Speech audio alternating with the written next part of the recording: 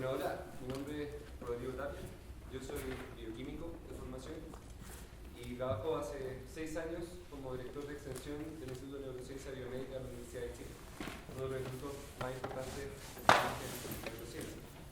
Mi trabajo no es de investigaciones, es más bien en buscar formas para comunicar la ciencia en lenguaje simple a hacer una especie de transferencia cultural de la ciencia a la cultura general.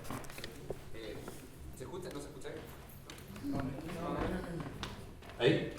Bueno, ahí sí, ahí sin duda. Bueno, como les decía entonces, mi experiencia en los últimos 10 años ha sido de transformar la ciencia de alguna manera en un lenguaje sencillo, principalmente a través de experiencias más museográficas.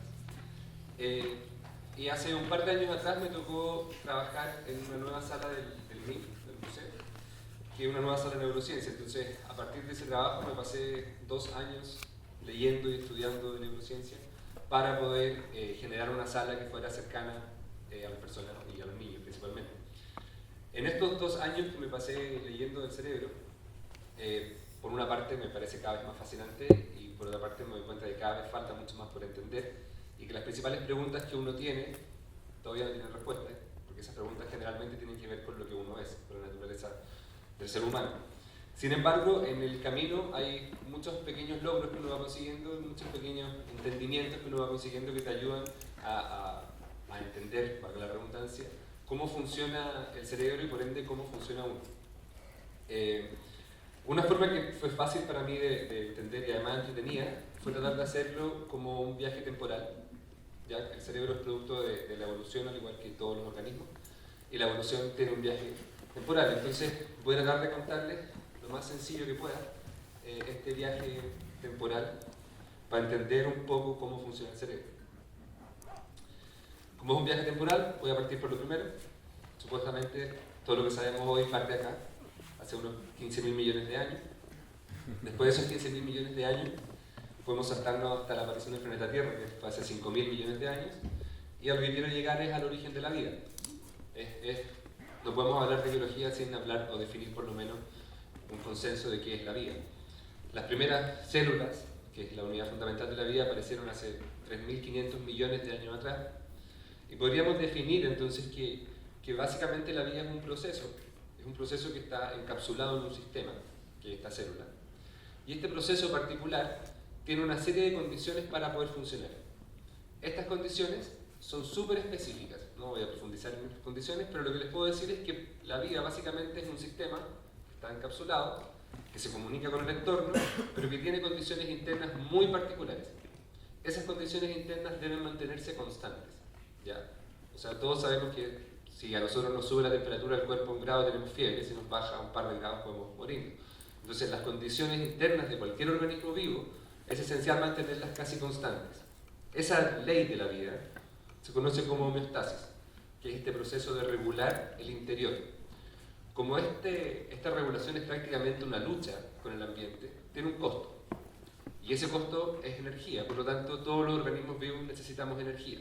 La energía que consumimos básicamente es para mantener nuestro entorno a pesar de lo que pasa afuera. O sea, dentro de mi cuerpo hay 37 grados, acá afuera probablemente hay 20. Si después salgo puede que afuera haya 15. Y yo adentro tengo 37 constantemente, eso no puede cambiar, ¿ya?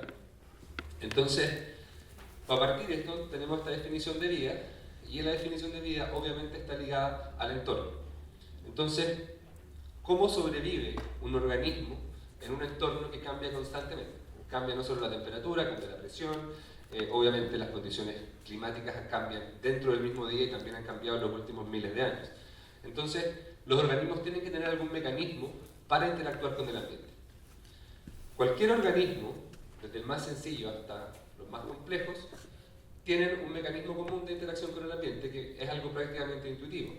Si yo tengo que interactuar con el ambiente, lo más importante primero es que sea capaz de representar lo que hace el ambiente, o sea, que sea capaz de reconocer los estímulos. La única forma de poder interactuar con el ambiente es que yo sepa lo que está pasando en el ambiente. Reconozco estos estímulos y los organismos reconocen los estímulos y son capaces de originar respuestas. Esto es como algo muy sencillo que yo creo que todos lo vemos en el colegio, estímulo-respuesta, como algo que funciona, la naturaleza funciona así, desde las bacterias hasta los simios. Esto sucede, o sea, hay una identificación de estímulos y una generación de respuesta. Entonces, en ese contexto, ¿cuál es la función del sistema nervioso? El sistema nervioso de partida está presente solo en animales, ¿ya? Las plantas o las bacterias tienen otros tipos de sistemas que no se llaman propiamente tal sistema nervioso. ¿Cuál es la función del sistema nervioso? La función del sistema nervioso es mantenernos con vida. Es así de simple, aunque parezca más complejo, no está dentro de los códigos biológicos ser feliz, ni perseguir una carrera, ni tener una familia. La función del sistema nervioso es mantenernos con vida.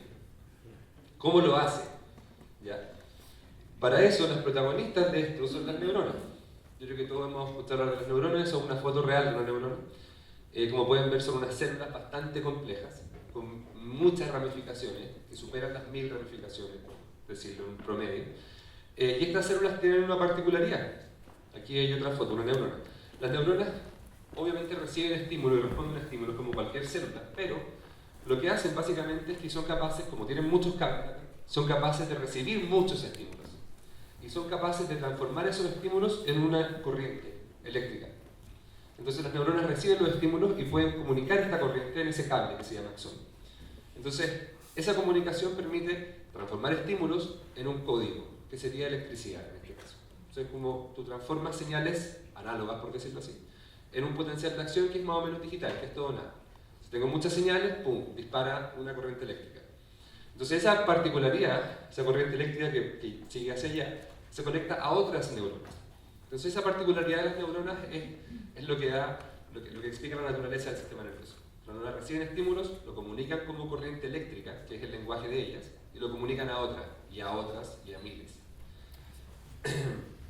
Ahora, la unidad fundamental o más sencilla del sistema nervioso es lo que uno conoce como un circuito reflejo. Típico reflejo que uno le pasa en el colegio, el arco reflejo. No voy a hacer una clase de colegio, pero esto es importante que entiendan porque es el concepto de cómo funciona. Porque este es un circuito en el que vamos a hablar en general de dos vías. Refiriéndonos al concepto de estímulo-respuesta, vamos a hablar de dos vías. Los estímulos son sensados, por los que se llama neurona sensorial o sistema sensorial, que en el fondo es la parte del sistema que se encarga de transformar el estímulo en estos impulsos eléctricos, y la otra parte del sistema que es la encargada de generar las respuestas, que son las neuronas motoras o la parte motora del sistema nervioso. Las neuronas motoras están unidas a los músculos, de manera que cuando la neurona motora quiere, activa la contracción muscular, y eso genera los movimientos. En este caso, que es el reflejo rotuliano que se llama cuando uno le pegan en la rodilla, son solo dos neuronas, por eso es más sencillo que les voy a explicar. Entonces, cuando ustedes le pegan en la rodilla, la neurona sensorial transforma ese golpe en un impulso eléctrico. Ese impulso eléctrico llega a la neurona motora, que está en la columna, acá, y esa neurona motora inmediatamente contrae el músculo de la pierna y la pierna hace así. Eso es lo más sencillo. ¿Por qué es lo más sencillo? Porque no llega al cerebro, se queda en la columna. Es una neurona hasta acá y una neurona de vuelta. Ahora, ese es lo más sencillo, pero el sistema es bastante complejo. Esto no se ve muy bien, pero el sistema nervioso se organiza, en términos generales, en dos partes. El sistema nervioso central, que es el cerebro y la médula espinal que va por dentro de la columna, y el sistema nervioso periférico, que son todos los nervios que salen de la columna hacia el cuerpo. Ese sistema periférico tiene un componente motor, que es la parte que genera respuestas, y el componente sensorial, que es la parte que lleva la información hacia adentro. Cuando digo hacia adentro me refiero al sistema nervioso central, que ya vamos a ver lo que hace. No se asusten con ese cuadro, pero básicamente la idea es, en general, menos mal que no se ve. Uno está expuesto al medio externo e interno. Hay neuronas sensoriales en toda la piel, ustedes tienen tacto, en la retina, en el ojo, en la nariz, hay gusto, están todos los sentidos que ustedes ya conocen. Pero además de eso, que uno sabe que existen, pero no lo sabe, hay sensores en el interior del cuerpo. Uno siente el estómago, siente cuando se aprieta el pecho, cuando se mueven los órganos adentro. Entonces, toda esa información sensorial, tanto la que está acá afuera como la que está dentro del cuerpo, viaja hacia el sistema nervioso central. Y el sistema nervioso central, con esta información, genera respuestas. Esas respuestas tienen dos patas. Una son movimientos voluntarios, músculos. Caminar, moverse, saltar, correr, etc. Y la otra pata es de vuelta a los órganos internos. Apretar la guata, acelerar el corazón, aumentar la respiración, que se te ponga la piel de gallina, etc. Esa parte del sistema se conoce como sistema nervioso autónomo. Y no se los estoy contando como materia, se los estoy contando simplemente porque quiero que sepan que el cerebro controla todo. El cerebro llega a todos los órganos, de manera que este sistema autónomo, que se llama, regula la homeostasis interna. O sea, esto regula la temperatura, regula el flujo de sangre, regula el hambre y todos los procesos metabólicos que involucran a todos los órganos del cuerpo. Entonces, el cerebro, que es extremadamente complejo, es este centro de operaciones. ¿Qué es lo que hace, un poco en resumen? Integra la información sensorial, toda la información sensorial, o sea, los estímulos de afuera y de adentro. Cuando integra esta información sensorial, y voy a tratar de fijarme si tienen cara de susto o no, porque esto es un poco complicado. Cuando integra esta información sensorial, el sistema genera mapas. Estaba la duda hasta dónde profundizar en esto, pero como hay inteligencia artificial es muy difícil llegar a eso sin hablar de los mapas. El cerebro tiene millones, billones de neuronas ordenaditas. Y estas neuronas construyen mapas de lo que está pasando acá afuera. ¿Ya? Para que ustedes vean esto, esta sala, este escenario, lo que ustedes ven, en el cerebro está este mapa físico, ordenado. ¿Ya? Esas representaciones que se dibujan en el cerebro son las que nos permiten construir la realidad. Entonces, nosotros vemos esto redondo porque en nuestro cerebro hay una serie de neuronas que se ordenan y permiten generar esta forma. ¿Ya? Y eso pasa con todos los sistemas sensoriales. O sea, nosotros construimos un mapa de lo que vemos, de lo que olemos, de lo que sentimos en el cuerpo. Entonces, el cerebro recibe toda esa información y genera estas representaciones del entorno. Esa representación del entorno obviamente incluye una representación de lo que pasa en el cuerpo. Si tengo hambre, por ejemplo, o tengo calor. Esta información entonces que se integra se utiliza posteriormente para coordinar las respuestas, tanto internas como externas. ¿Por qué es importante esto? Porque básicamente la interacción que nosotros tenemos con el ambiente está determinada por las cosas que nosotros hacemos. O sea, nosotros interactuamos con el ambiente a través de las conductas. Aquí les muestro un ejemplo. Es imposible de partida saber qué es lo que percibe otra persona. Por mucho que nosotros veamos lo mismo, yo no puedo saber realmente lo que tú estás percibiendo en este minuto. Me imagino sí que estás viendo un escenario con verde, rojo, una mesa y una persona hablando de cosas raras. Entonces, cuando tú ves, por ejemplo acá, los distintos receptores de animales, uno se da cuenta que probablemente los animales perciben la realidad de una forma distinta. Entonces, lo que les quería mostrar acá, básicamente, es que, por ejemplo, en el caso de la rata que está al medio, la rata tiene los ojos separados, por lo tanto, no ve un cuadro como lo vemos nosotros, sino que ve dos. Y mueve los ojos independientes, entonces los cuadros se mueven como dos cámaras independientes, por poner un ejemplo. Entonces, ¿qué significa eso? La representación del mundo que crea cada organismo depende de los sensores que tiene. Depende de qué colores puede ver, de qué frecuencias puede escuchar, etc. Entonces, esa construcción, yo estoy solo hablando en términos sensoriales porque además uno le agrega un significado. Probablemente el ratón no piensa que esto es un escenario. En fin, después vamos a llegar a eso de nuevo. Entonces, insisto nuevamente, entonces el cerebro genera una representación del mundo y del estado del animal. Y esa representación entonces es lo que va a llevar las conductas. Las conductas es algo súper importante y esencial, y es lo que vamos a seguir viendo de aquí para adelante, porque es la respuesta que nosotros damos para interactuar con el medio. Y esas conductas es un continuo. No hay ningún minuto en el que nosotros no estemos haciendo nada excepto cuando estamos durmiendo o inconscientes. Entonces las conductas están pasando constantemente, desde tomar un lápiz o en el caso del ser humano hasta pensar, se podría decir que es casi similar a una conducta. Cuando ustedes miran los animales, ustedes se dan cuenta que las conductas de los animales son bastante variadas. Claramente, la complejidad de las conductas de una medusa, que es un animal, es bastante distinta a la complejidad de las conductas de un perezoso o de un canguro. ¿Ya? La complejidad de las conductas está relacionada con la complejidad del sistema nervioso. Mientras más complejo es el sistema, más complejo es lo que puede hacer. Ahora, ¿cómo hacemos estas conductas? ¿Ya? Porque uno tiende a pensar, nosotros tenemos en nuestra cabeza que nosotros hacemos todo con voluntad. Uno cree que uno decide lo que hace. Eso no es tan así, pero en general supongamos que en el caso de los animales claramente no es así. No hay una decisión, pero no hay una voluntad. ¿Ya? Es un tema medio filosófico, pero no importa. Lo que podemos ver es que hay una serie de conductas que sí son bastante comunes, hay una serie de conductas que son conservadas, que están presentes en la mayoría de los animales. Estas conductas, que son como la primera línea de conductas que vamos a ver, son las conductas que son de supervivencia, son conductas de emergencia. Ya, lo que ustedes ven aquí, lo que le está pasando a ese antílope o familia antílope, es lo que probablemente le pasaría a un perro, a una cebra o a nosotros en la misma situación. O sea, lo que le está pasando es que está en su representación del mundo, ve a un chita, o lo escucha, o lo huele, y ese estímulo, esa representación, inmediatamente gatilla un aumento en la frecuencia cardíaca, gatilla un flujo de sangre que aumenta, detiene la digestión, ¿ya?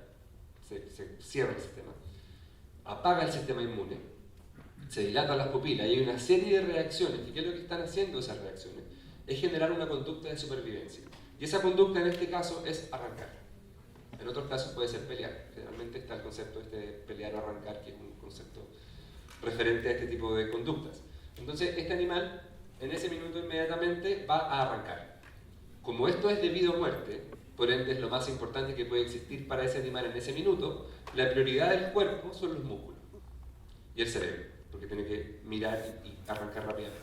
Entonces todos los demás sistemas del cuerpo se apagan. La piel, la gente se pone pálida en general, la sangre se va para adentro, los músculos y corre por su vida. Esa conducta entonces, que yo creo que todos ya más o menos saben a qué me refiero, esa conducta, ese minuto en el que el corazón se acelera, la respiración se apura y los músculos se contraen para arrancar, esa representación, tal como les dije antes, también llega al cerebro. Entonces, el cerebro ahora representa el estado del cuerpo. El cerebro inmediatamente dice, oye, el corazón se aceleró, la respiración también, los músculos están apretados. Entonces el cerebro crea esa representación. Y esa representación es lo que nosotros conocemos como emociones. Las emociones son estados fisiológicos que promueven las conductas de supervivencia. Todas las emociones están relacionadas con la supervivencia. Y la supervivencia tiene que ver con arrancar, que básicamente esta es la más conocida y más estudiada de todas, que es el miedo. Alimentación, reproducción, en el caso de que haga frío o balance de agua, etc. Esas condiciones son respuestas estereotipadas, que las tenemos prácticamente todos los vertebrados. Y son muy similares. Lo que va a cambiar es qué agente o qué situación externa va a gatillar esa respuesta. Como esta respuesta es tan importante, es cuando se monta la respuesta, cuando se genera esta respuesta emocional, la emoción monopoliza el sistema nervioso. ¿Qué significa eso? Que no podemos hacer nada más. Y yo creo que eso lo sabemos todos. Cuando una emoción, sobre todo esta emoción, que es el miedo, aparece, miedo sinónimo ansiedad o angustia, en el caso de nosotros, no hay nada más que hacer. El sistema está hecho para que esta emoción sea el protagonista. O sea, no hay una batalla que no pueda dar.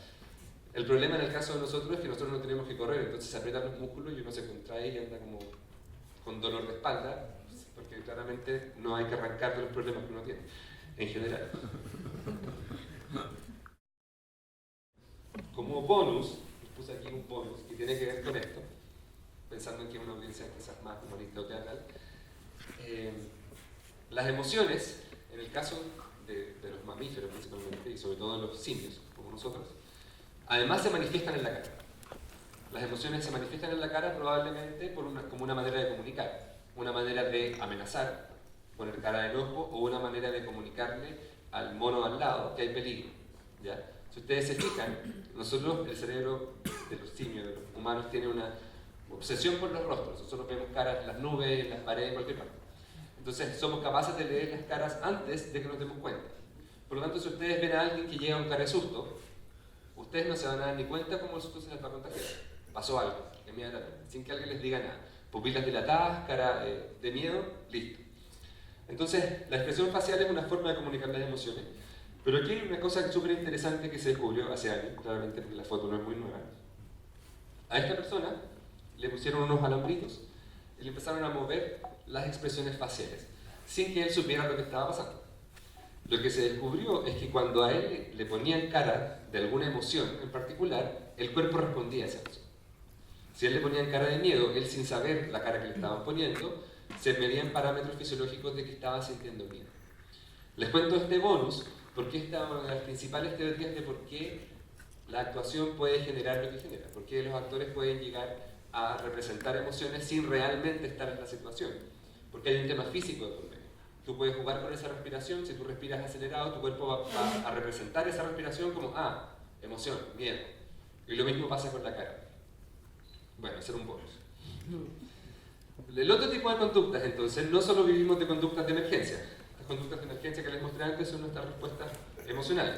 Las otras conductas, también como universales, son las conductas motivadas. Las conductas motivadas son las cosas que uno hace cuando no es una emergencia. Principalmente, tomar agua, comer, bueno, en el caso de nosotros cualquier cosa, ir a comprar, ir al colegio, lo que sea. Estas conductas, entonces, funcionan de manera distinta a las conductas emocionales porque no son emergencias y porque, obviamente, si ustedes son un animal que está en la selva y viene el chita, automáticamente van a correr. Ya como les dije antes, no hay una decisión de correr.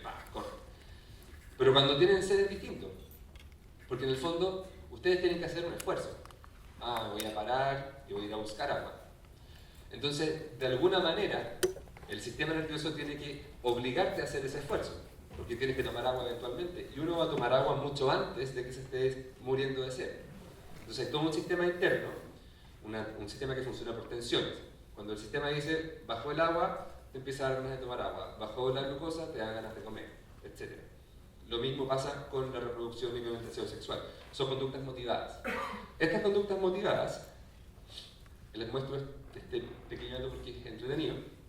Estas conductas motivadas están relacionadas con un neurotransmisor que no sé si lo habrán escuchado, pero es bien famoso, que se llama dopamina.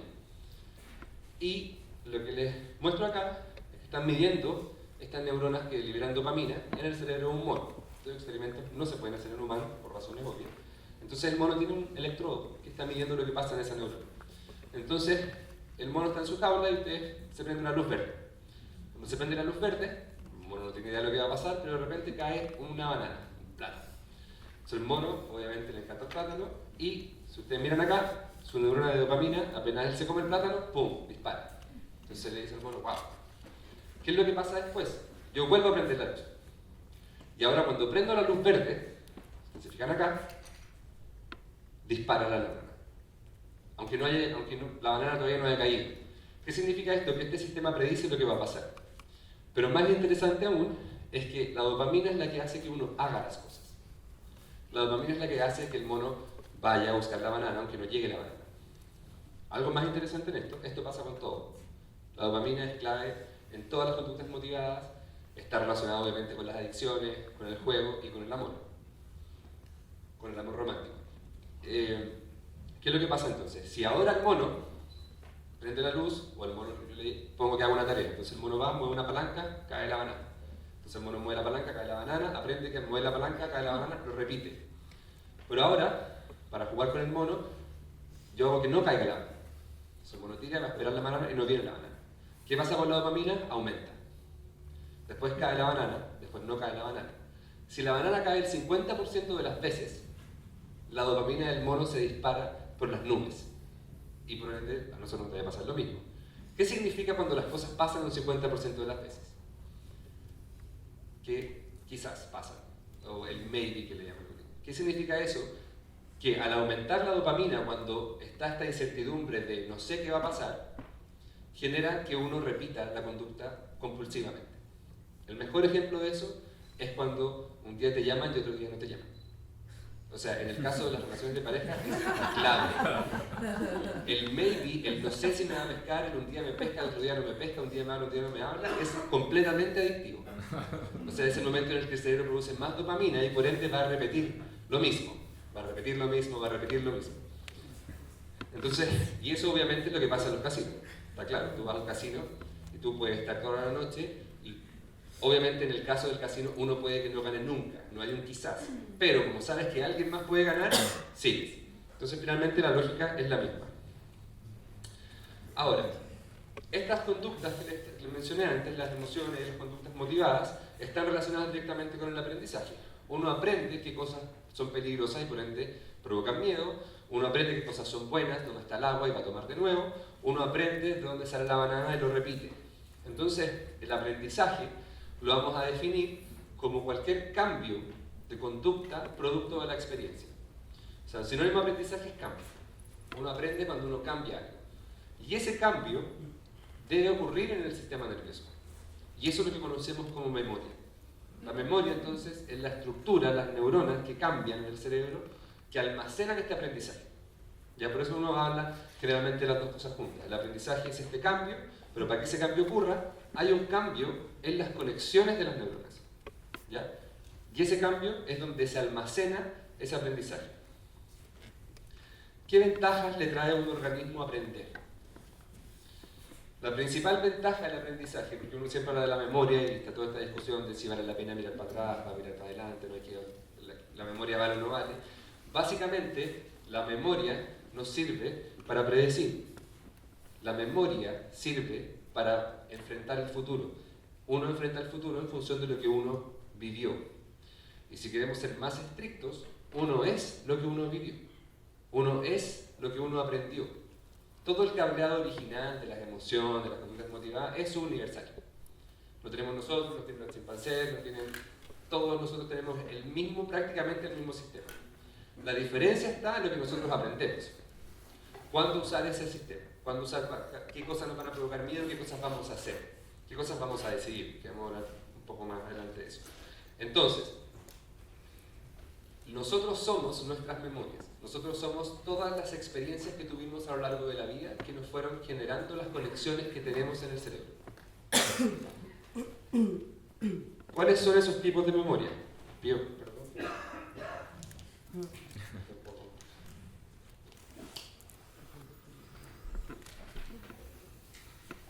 Bueno, yo creo que todos sabemos que hay distintos tipos de memoria. Hay un caso de un paciente famoso en neurociencia que tenía epilepsia y para tratarle la epilepsia le sacaron un pedazo del cerebro. Ese pedazo del cerebro, se llama hipocampo, generó un problema en este paciente. El paciente recordaba toda su vida para atrás, pero no podía aprender nada nuevo, no recordaba cosas nuevas. Entonces el paciente iba al doctor todos los días, porque era una doctora que estaba estudiando este caso, y para él todos los días la doctora era alguien nuevo, era algo totalmente nuevo. Entonces lo que descubrieron de este caso muy particular es que al menos existían dos familias de memorias. Al paciente, lo que hizo esta doctora para descubrir esto, lo hacían dibujar en estos espejos que ponen. No sé si han visto que hay tú pones un espejo en el medio, te ponen un dibujo y tú tienes que copiarlo al otro lado. Lo hacían dibujar una estrella. Entonces el paciente iba todos los días como si fuera la primera vez a esta sesión, pero cada día que pasaba dibujaba la estrella mejor. Entonces la doctora dijo, oye, pero está aprendiendo a dibujar la estrella, pero no aprende esto otro. El resultado de esto fue que se descubrió que existían dos familias de sistemas de memoria. Unas memorias que se conocen como memorias declarativas, que son las cosas que uno puede hablar conscientemente. Esa familia de memorias declarativas incluye información como estamos en el Teatro de la Católica y aquí en la Plaza Ñuñoa, incluye episodios como lo que hice ayer, mi biografía, el cumpleaños, etc. Que son estas cosas las que uno puede contar. Por otro lado están otra familia de memorias, que son aquellas que no se cuentan, que son aquellas que tienen que ver con lo que uno hace, que son obviamente muchos más y son más comunes, porque claramente los que pueden declarar cosas somos nosotros. Entonces, la mayor parte de las memorias vienen presentes en todos los animales, son memorias que tienen que ver con saber hacer. Esas memorias tienen que ver con el movimiento, caminar, el típico andar en bicicleta, tienen que ver con los hábitos, las cosas que uno repite, tienen que ver con los miedos, ¿ya? Tienen que ver con, por ejemplo, en el mismo caso del paciente, el médico, otro médico, se puso en la mano una cosa para el electroshock. Entonces el paciente llegaba todos los días a lobarlo y el médico le pegaba un shock eléctrico en la mano. A los 2 días el paciente ya no le quería dar la mano, pero no sabía por qué. Entonces, ese es otro ejemplo de que hay memorias que no tienen que ver con la parte consciente, pero son memorias que se graban en otras partes del cerebro. Ahora, las memorias en general se distribuyen en el cerebro dependiendo cuál sea esa memoria. Entonces, a modo de resumen, lo que nosotros tenemos acá entonces es un sistema que recibe señales internas del cuerpo, señales externas, las integra, hace una representación de la situación actual. Esa representación requiere utilizar las memorias que uno tiene. ¿Qué significa eso? Que yo sé dónde estoy, ¿ya? Para yo poder moverme acá, yo tengo que haber memorizado este espacio. Yo voy a hacer esto porque sé que eso está ahí, ¿ya? Entonces, todas las representaciones que el cerebro crea van amarradas a memorias que uno fue aprendiendo. A partir de este proceso, uno genera las acciones o las conductas. Y aquí, hay una cosa que la voy a mencionar ahora, pero lo voy a retomar después, tiene que ver, aquí hay una serie por ejemplo, si yo quiero caminar para allá, yo puedo caminar así, o podría caminar así. Ahí hay una decisión. El cerebro toma todas las posibilidades de acción en el escenario que arma y elige una. ¿Cuál elige? Tiene que ver con lo que uno quiere hacer, ¿ya? Entonces hay una toma de decisiones ahí que es esencial. En cada segundo hay una toma de decisión porque yo podría estar haciendo varias cosas en ese segundo, ¿ya? ¿Dónde está la presión selectiva? Y por presión selectiva me refiero al tema evolutivo. Ya si uno piensa en un animal primitivo que tiene estas respuestas más o menos básicas, que interpreta el medio y hace estas cosas, ¿hacia dónde voy a empujar este sistema? ¿Ya? Y principalmente, esta presión tiene que ver con la complejidad de las conductas. ¿Por qué? Porque si yo desarrollo hoy día la capacidad de ver en la noche, puedo salir y comerme a todos los animales que no ven en la noche. Entonces ahí se genera una presión para que más animales puedan ver en la noche, o al menos puedan esconderse para que yo no me los coma. Entonces hay una presión, que es evidente en la evolución, que va generando que los animales tengan conductas más complejas. Y para hacer estas conductas más complejas, tienen que haber representaciones más complejas. Entonces ustedes empiezan a mirar animales como un cangrejo, lo empiezan a comparar con un mamífero o con un simio, se van a dar cuenta que la representación que hacen del mundo probablemente es mucho más compleja, por ende pueden hacer muchas más cosas. Tienen características, tienen conductas más flexibles. ¿Qué tiene de especial el cerebro humano? Ahí tienen varios cerebros de animales, principalmente mamíferos. Como ustedes pueden ver, ahí, bueno, el de la jirafa y el del ser humano son bastante parecidos de tamaño. No es el tamaño la diferencia, el elefante tiene un cerebro mucho más grande y la ballena azul claramente también. Y hay una cosa que nosotros vemos acá en el cerebro, que es esta cosa arrugada que está arriba. Esa cosa se llama corteza cerebral. Y que en cierta forma podríamos decir que es una parte más evolucionada del cerebro. La corteza cerebral está presente en todos los mamíferos, también está presente en aves y hay cortezas primitivas en peces, entonces no es exclusiva nuestra. Esta corteza, que está acá, tiene regiones que son más primitivas, que son las regiones sensoriales. Por ejemplo, acá está la corteza somatosensorial. ¿Qué significa eso?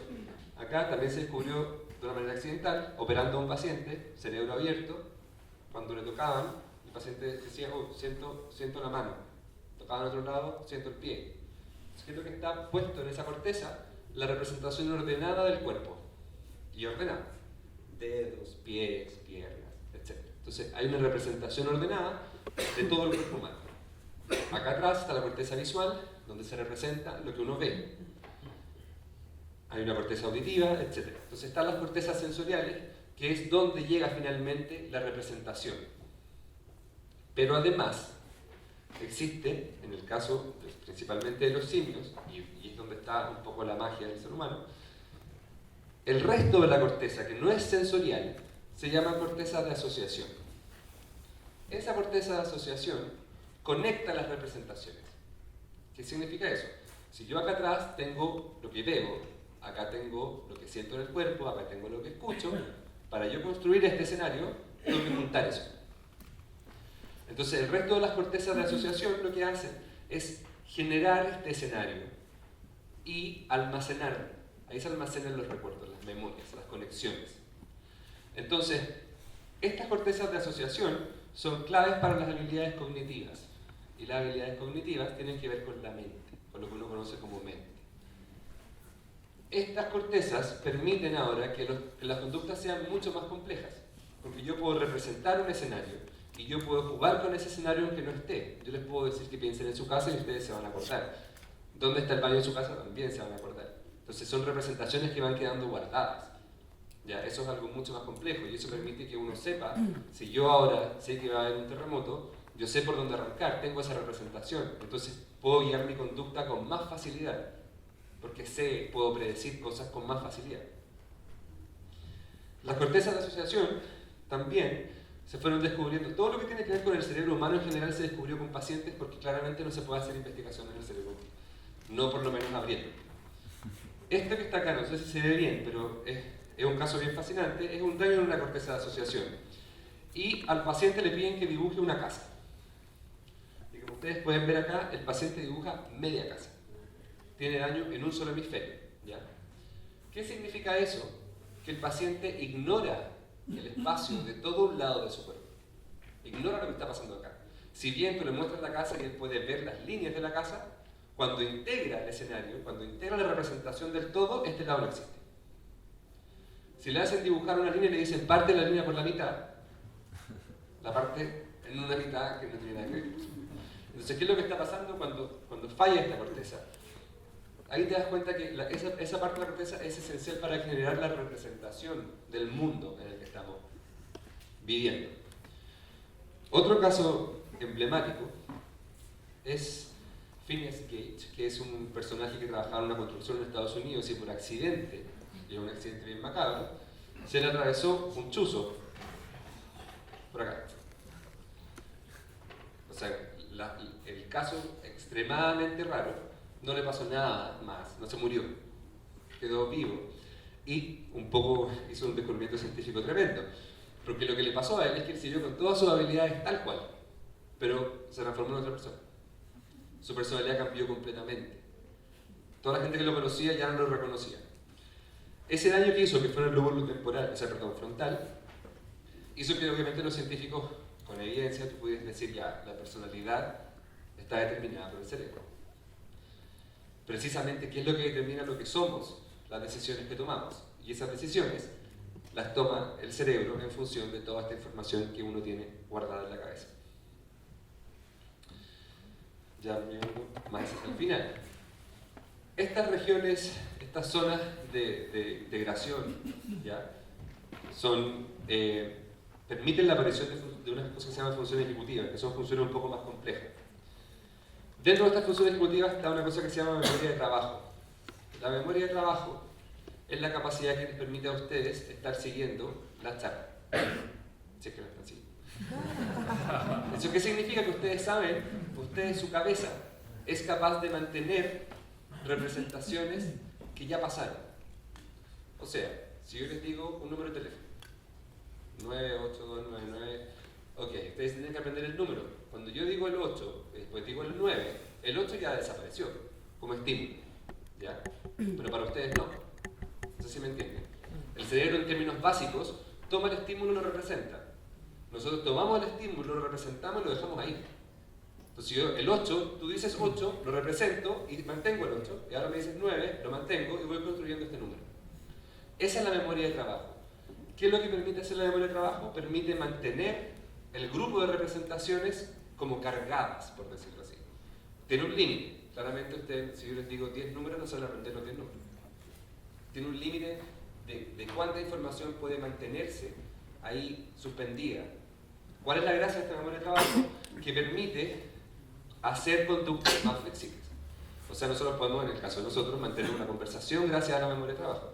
Yo sé en todo minuto lo que va pasando porque hay un continuo, ¿ya? Yo estoy teniendo esta conversación, quizás me olvidé de la palabra que dije hace 5 minutos, pero voy manteniendo una progresión porque voy cargando esta información constante.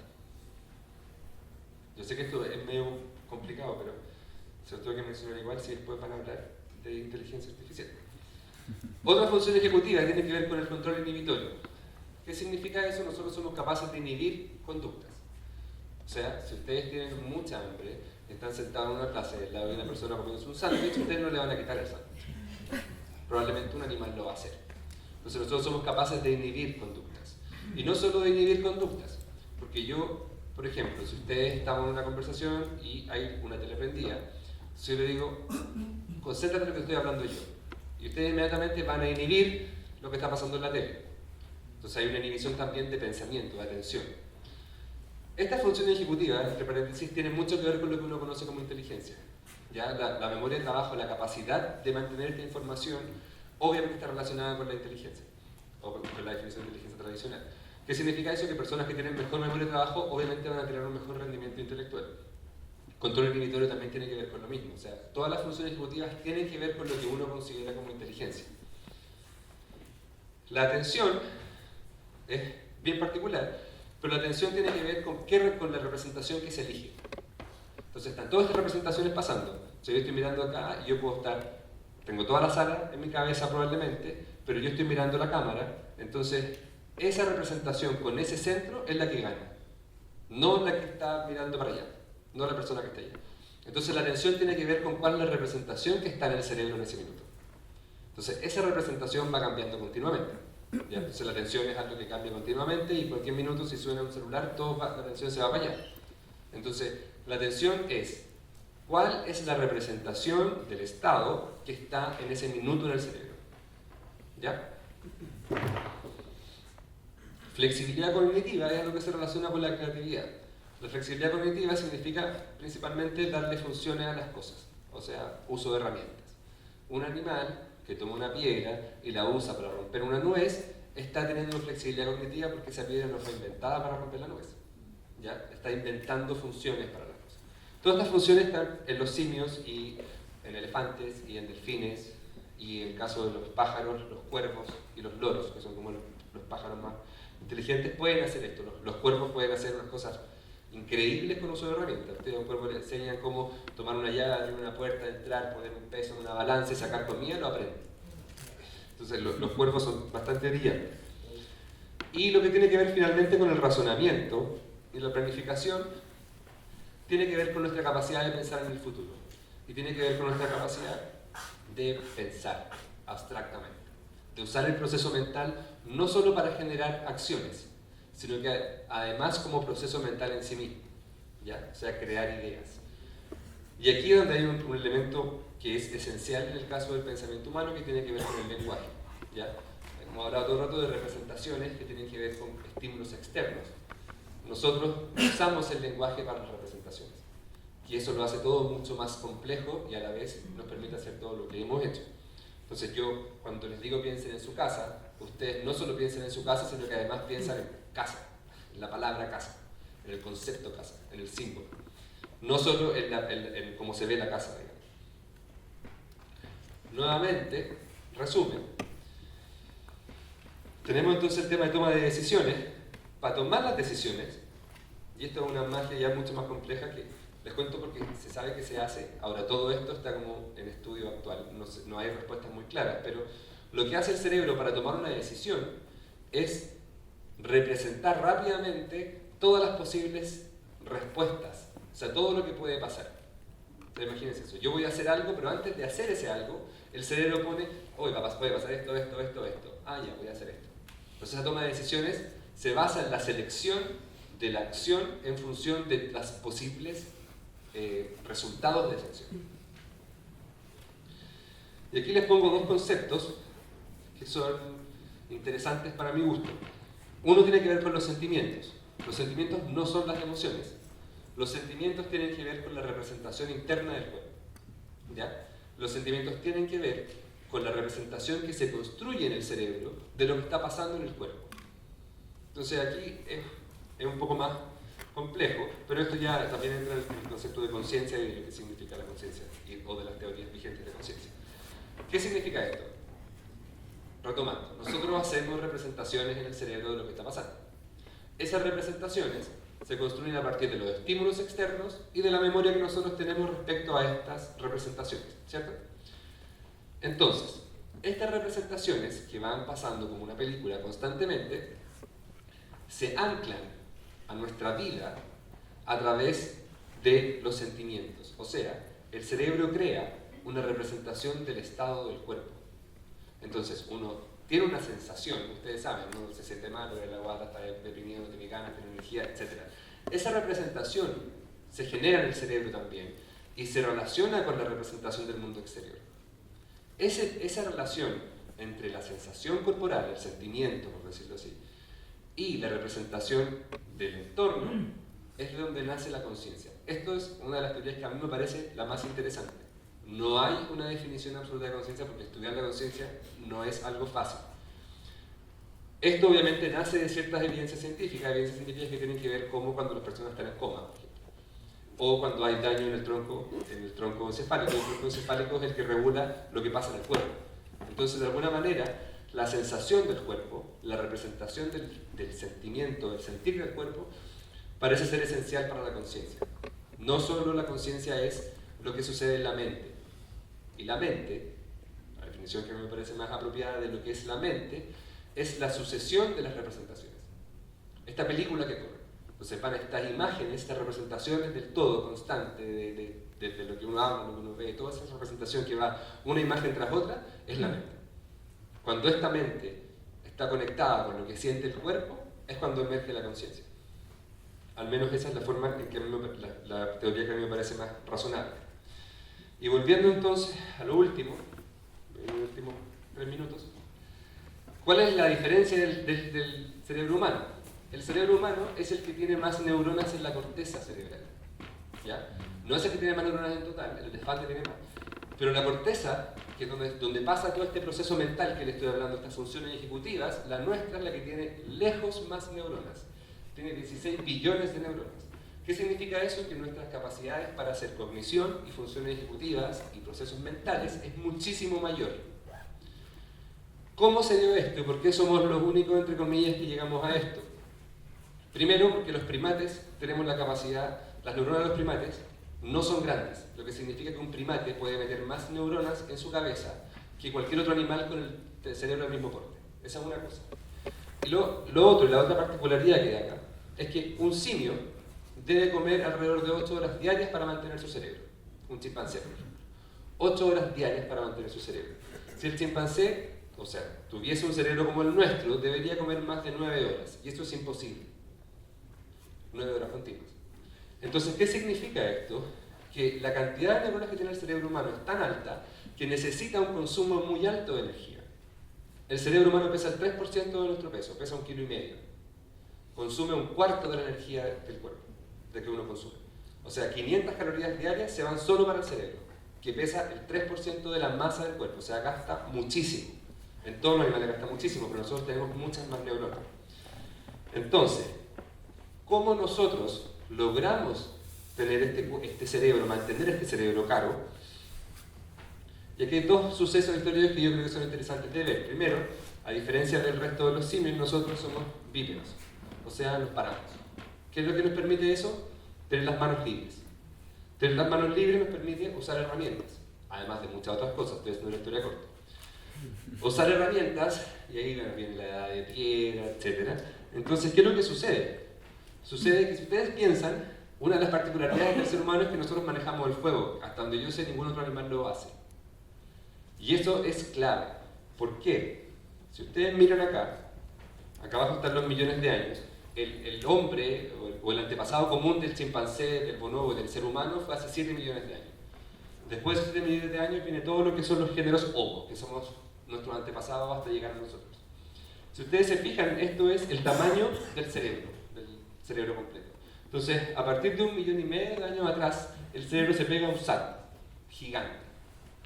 Ese salto gigante, que está ahí el Homo sapiens, que somos nosotros, que debe haber aparecido hace unos 300.000 años atrás, ese salto grande coincide con el uso del fuego para una cosa bastante clave en la evolución del cerebro, que es cocinar. El ser humano, a través de la cocina, logra sacar mucha más energía de los alimentos, logra obtener las calorías suficientes para mantener un cerebro grande y además logra una particularidad, y esto es muy interesante. Gracias a la cocina, entonces, el ser humano obtiene energía suficiente para mantener un cerebro grande y además obtiene tiempo libre para usar esas neuronas. Entonces esto genera un proceso de evolución acelerada. ¿Qué significa eso? Yo cocino, puedo comer, entonces tengo más neuronas, después tengo ocio y durante ese ocio uso esas neuronas. ¿Por qué esto es presión selectiva? Porque yo al usar las neuronas, ¿qué es lo que hago? Puedo hacer herramientas, puedo dejar más descendencia, puedo competir, puedo aprender a hacer cosas, puedo aprender a bailar, puedo aprender a tocar música. Probablemente eso tiene que ver también con la capacidad que tiene el humano de atraer a la hembra para reproducirse. Entonces se hace cada vez una competencia más interesante. ¿Quién es más interesante? ¿Quién usa mejor el cerebro? Y el que usa mejor el cerebro tiene más neuronas, tiene más hijos y eso escala la evolución. ¿Qué significa eso? Que como resultado rápidamente el cerebro crece a una velocidad que en términos evolutivos es extremadamente rápida. Entonces, ¿por qué? Porque este proceso de la cocina nos permite tener más neuronas y nos da más tiempo para usar esas neuronas. Finalmente, después de este cerebro gigante que apareció hace ya, el Homo sapiens lleva 300.000 años, probablemente entre los últimos 100.000 aparece el lenguaje. El lenguaje ya es como claramente el punto de inicio de la nueva etapa. Esta nueva etapa da paso a las culturas. La agricultura pasa primero entre medio. ¿Qué es lo que significa esto? ¿Y por qué termino con esto? Porque la cultura, en cierta forma, trasciende la biología. La cultura empieza a trabajar en medicina, empieza a relacionarse con el ambiente de otra forma y a la larga empieza a generar en el individuo una necesidad distinta que la necesidad simplemente biológica de comer, reproducirse, y aparece toda una serie de historias y aparece toda una serie de nuevas visiones respecto a la vida, de cuestionamientos respecto a la vida. Entonces, lo que parte siendo toda esta biología que permite este cerebro gigante es lo que finalmente va a permitir que se generen las culturas. ¿Y qué es lo que va a pasar después de esta generación de las culturas? ¿Hasta dónde nos va a llevar esa cultura después de vuelta a nosotros? ¿Iremos a terminar metidos en un computador o siendo controlados por un computador? No lo sé. Eso espero que lo respondan en lo que sigue el seminario. Pero eso es lo que les quería contar.